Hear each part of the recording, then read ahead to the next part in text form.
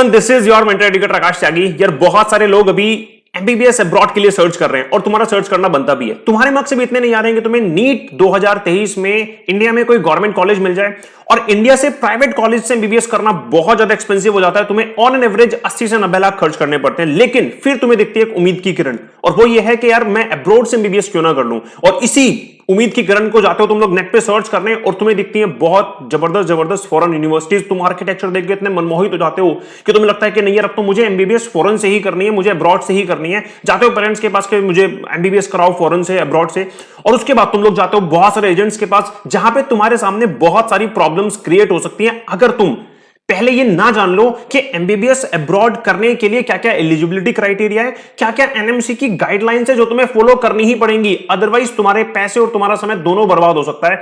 So make sure कि तुमने पहले बैकएंड पे इतनी रिसर्च कर ली है, और ये रिसर्च को इस छोटी सी वीडियो में मैं तुम्हें बहुत ही कॉम्पैक्ट तरीके से समझाने वाला हूं। सो इस वीडियो को लास्ट तक देखना, जहां पे मैं तुम्हें समझाऊंगा कि क्या एलिजिबिलिटी क्राइटेरिया है एनएमसी के थ्रू, और क्या क्या गाइडलाइंस तुम्हें फॉलो करनी पड़ेंगी, और कितनी लो फीस पे तुम लोग बाहर के किसी भी देश से एमबीबीएस कर सकते हैं। चलिए अभी अपनी वीडियो को शुरू करते हैं। आइए यार, सबसे पहले मैं तुम्हें बता दूं कि एमबीबीएस अब्रॉड अगर तुम करना चाहते हो तो एक बात अपने दिमाग में ये डाल लो, और वो ये बात है कि एमबीबीएस इंडिया से करना, एमबीबीएस इंडिया से करना या फिर अब्रॉड से करना, दोनों चीजें सेम नहीं है। ठीक है ना। अगर तुम एमबीबीएस कर रहे हो इंडिया से और अगर तुम एमबीबीएस कर रहे हो अब्रॉड से, तो ये दोनों चीजें बहुत डिफरेंट हैं। बहुत सारी चीजों का डिफरेंस है जो तुम्हें बाद में परेशान कर सकता है। तो इसलिए पहले समझ लो कि तुम्हें क्या अब्रॉड जाना भी चाहिए या नहीं जाना चाहिए। तो सबसे पहले मैं बात करूंगा उन बच्चों से जिनको मैं बोल रहा हूं कि भाई तुम्हें अब्रॉड नहीं जाना चाहिए। चलिए, उन बच्चों की मैं बात कर रहा हूं जिनको अब्रॉड नहीं जाना चाहिए। तो सबसे पहले सुन लो, अगर ये तुम्हारा पहला ड्रॉप होगा, अगर इस साल तुम्हारा नीट 2024 में पहला ड्रॉप होगा और तुम्हारे जो मार्क्स थे ना नीट के पहले अटेम्प्ट में वो जस्ट बॉर्डर लाइन पे थे, इसका मतलब मैं ये निकाल सकता हूं कि तुम्हारे अंदर बहुत पोटेंशियल है। और अगर तुम्हारे अंदर पोटेंशियल है, तुम्हारा ये पहला ही ड्रॉप होगा और तुम्हारे मार्क्स भी बॉर्डर लाइन पे थे, तो तुम्हें जाने की जरूरत नहीं है अब्रॉड, बिल्कुल भी। क्यों तुम्हें पैसे खर्चने, अगर तुम आराम से नीट को क्रैक कर सकते हो। अगर तुम इस बार बॉर्डर लाइन पे थे तो अगली बार अच्छे से तुम लोग एक बढ़िया कॉलेज निकाल दोगे। ठीक है। तो अगर ये तुम्हारा पहला ड्रॉप होगा और तुम बॉर्डर लाइन पे, तो तुम्हें अब्रॉड जाने की जरूरत नहीं है, क्योंकि बहुत सारी कॉम्प्लिकेशंस फेस करनी पड़ती हैं जो बच्चे अब्रॉड जाते हैं। ठीक है, बताऊंगा वो क्या क्या कॉम्प्लिकेशंस है। दूसरी बात, तुम फाइनेंशियली वीक हो, मान लो ये तुम्हारा सेकंड या फिर थर्ड ड्रॉप भी होगा और तुम्हें ऐसा लग रहा है कि सर मुझसे नीट नहीं हो पा रहा, मैं गवर्नमेंट कॉलेज इंडिया से नहीं निकाल पा रहा हूं। ठीक है, हो सकता है कोई वजह हो सकती है तुम्हारी, नहीं निकाल पा रहे हो, और उसके बावजूद तुम फाइनेंशियली वीक भी हो। अगर तुम अब अब्रॉड जा रहे हो और तुम्हें उसके लिए लोन लेना पड़े, अपनी जमीन बेचनी पड़े, अपने घर बार पापा को परेशान करना पड़े कि नहीं मुझे तो बस करनी है, तो यार तुम्हारे लिए भी सूटेबल नहीं है। ठीक है ना, क्योंकि इतना आसान नहीं है तुम्हारे लिए इस रास्ते में जाना जहां पे तुम फाइनेंशियली वीक हो, तुम्हें लोन लेना पड़ेगा बाहर से एमबीबीएस करने के लिए। तीसरी बात, तुम हार्ड वर्किंग नहीं हो। तुम्हें ऐसा लग रहा होगा कि यार ठीक है कोई बात नहीं, नीट नहीं निकला, एक बार घुस तो जाऊं एमबीबीएस में, उसके बाद तो डॉक्टर बन जाऊंगा, लेकिन एक्चुअली में ऐसा है नहीं। डॉक्टर की डिग्री तुम्हें सक्सेसफुली लेने के लिए अगर तुम अब्रॉड से एमबीबीएस कर रहे हो, उसके बाद इंडिया में वापस आके तुम्हें प्रैक्टिस करने के लिए एग्जाम्स देने पड़ते हैं, जिनको निकालने के लिए तुम्हें उससे ज्यादा ही मेहनत करनी पड़ेगी जितनी तुमने कभी नीट में ना ही की हो। बात समझ में आ रही है? तो ये समझ लो कि हार्ड वर्किंग होना तुम्हें जरूरी है। अगर तुम्हें लग रहा है कि नीट नहीं निकाला, ठीक है ना, पैसे हैं मेरे पास तो मैं जो है निकाल दूंगा, डॉक्टर बन जाऊंगा, लेकिन ऐसा नहीं है, तुम्हें एग्जाम फिर भी देना ही पड़ेगा इंडिया में आके प्रैक्टिस करने के लिए। तो ये 3 कारण मैंने तुम्हें बता दिए कि तुम्हें अब्रॉड क्यों नहीं जाना चाहिए। अब बात करते हैं तुम्हें अब्रॉड जाना क्यों चाहिए, किसको अब्रॉड जाना चाहिए। तो पहली बात, कि तुम्हारा सेकंड थर्ड ड्रॉप होगा, ठीक है ना, तुम्हें सबसे बड़ी प्रॉब्लम है फिजिक्स और केमिस्ट्री के साथ में, है ना। तुम्हारी फिजिक्स और केमिस्ट्री अच्छी नहीं है, जिसकी वजह से तुम हर बार रह जाते हो, लेकिन तुम्हारी बायो बड़ी अच्छी है। बायो में तुम्हारे हर बार मार्क्स आ रहे हैं, लेकिन तुम्हारा नीट रह जाता है जस्ट बिकॉज ये तो फिजिक्स की वजह से फिर केमिस्ट्री की वजह से। देन तुम अब्रॉड जा सकते हो क्योंकि तुम्हारा सब्जेक्ट बहुत अच्छा है, जिस फील्ड में तुम जा रहे हो तुम्हारा बायो बहुत अच्छा है। फिजिक्स और केमिस्ट्री ने तुम्हें रोका हुआ है, दैट्स इट, इसको छोड़ देते हैं और हम आराम से अब्रॉड जाके तुम अपनी मेडिसिन कर सकते हो। दूसरा point, not have much money but can spend up to 40 to 50 lakh. तुम्हें लग रहा है कि मुझे अब्रॉड जाना इसलिए चाहिए, या फिर तुम्हें ऐसा लग रहा है कि मेरे पास बहुत सारे पैसे नहीं है लेकिन मेरे पेरेंट्स 40 से 50 लाख खर्च सकते हैं, तो तब तुम अब्रॉड जा सकते हो। क्योंकि इंडिया में ऑन एन एवरेज तुम्हें approximately 80 to 90 lakh on an average तुम्हें खर्चने पड़ते हैं प्राइवेट से एमबीबीएस करने के लिए। तो अगर तुम्हें लग रहा है कि मेरे पास 40-50 लाख हैं, पेरेंट्स के पास इतना है, तो तुम अब्रॉड जा सकते हो। तीसरी बात, तुम्हें हार्ड वर्किंग होना पड़ेगा बच्चों, हार्ड वर्किंग होना बहुत ज्यादा जरूरी है, ठीक है ना, क्योंकि उसके बाद जब तुम एमबीबीएस कर लोगे ना बाहर से, और तुम्हें इंडिया में, क्योंकि वापस घूम फिर के तुम्हें इंडिया में ही आना है, यहां पे तुम्हें प्रैक्टिस करने के लिए फर्दर एग्जाम्स देने पड़ते हैं, ठीक है ना। कौन कौन से एग्जाम्स होते हैं वो, तुम्हें नेक्स्ट एग्जाम देना पड़ता है, ठीक है, जिसमें तुम्हें थ्योरी प्रैक्टिकल दोनों देने पड़ते हैं, और ये तुम जब तक क्रैक नहीं करोगे तब तक तुम्हें इंडिया में प्रैक्टिस करने का मौका नहीं दिया जाएगा, ठीक है ना। तुम 12th की माने जाओगे, तुम्हारी मेडिकल डिग्री की कोई वैल्यू ही नहीं रहेगी। क्या ये बात समझ में आती है? तो सबसे पहले मैंने बता दिया कि why not to go abroad and why to go abroad, पहले देख लो तुम किस कैटेगरी में हो, उसके बाद इस वीडियो में आगे चलना, ठीक है ना। उसके बाद हम चलते हैं इस वीडियो में आगे, बात करते हैं एनएमसी की गाइडलाइंस की।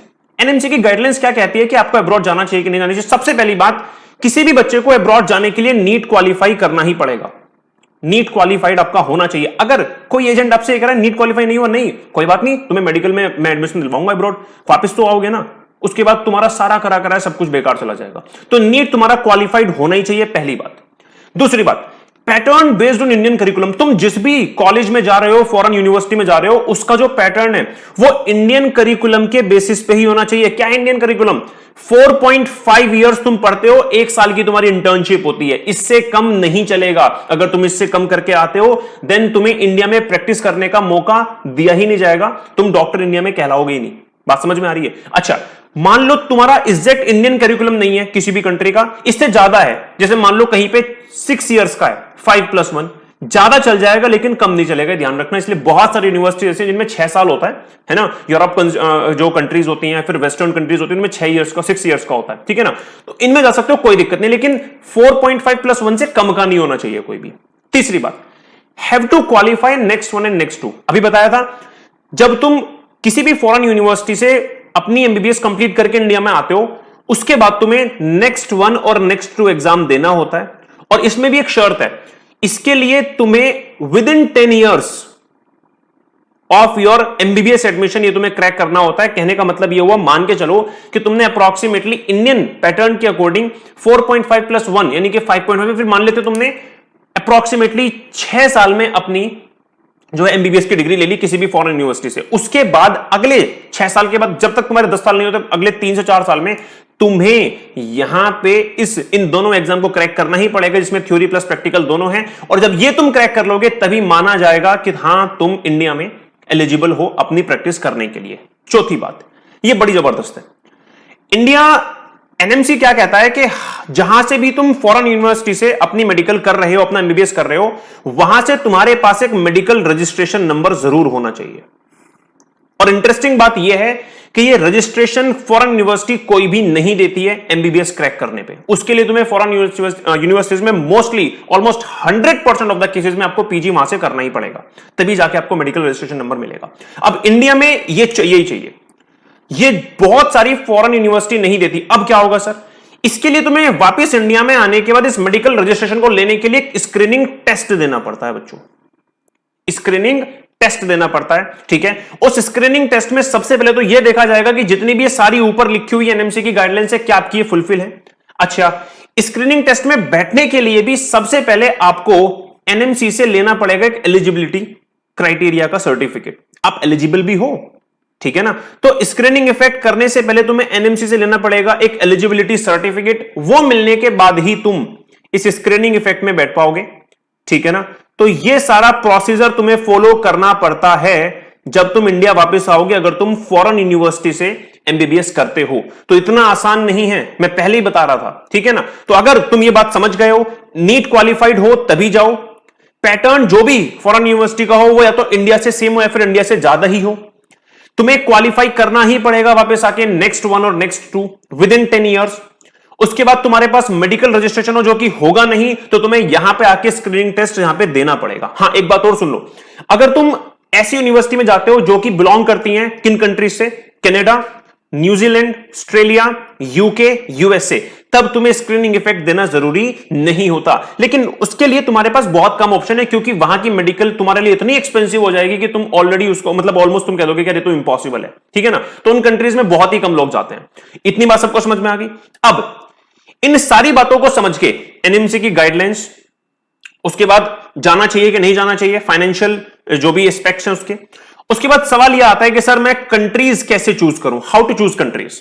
ऑब्वियसली बात है तुम यूएसए में नहीं जा पाओगे, क्यों? क्योंकि वहां पे 40 से 50 लाख में मेडिसिन नहीं होती है ना। तुम्हारे पास बहुत लिमिटेड कंट्रीज हो जाती हैं जो तुम्हारी एनएमसी की गाइडलाइंस को भी फॉलो करें, जो तुम्हारे जो फाइनेंशियल एस्पेक्ट है उनको भी फॉलो कर लें, 40 से 50 लाख में तुम्हारी मेडिकल भी हो जाए।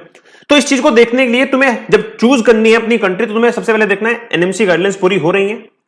दूसरी बात, क्या फाइनेंशियल एस्पेक्ट जो भी है तुम्हारा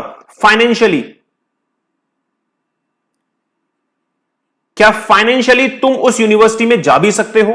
क्या वहां पे 40 से 50 लाख में मेडिसिन कराई जा रही है, हां या ना? एमबीबीएस कराई जा रही है, हां या ना? क्या वो कंट्री स्टेबल है?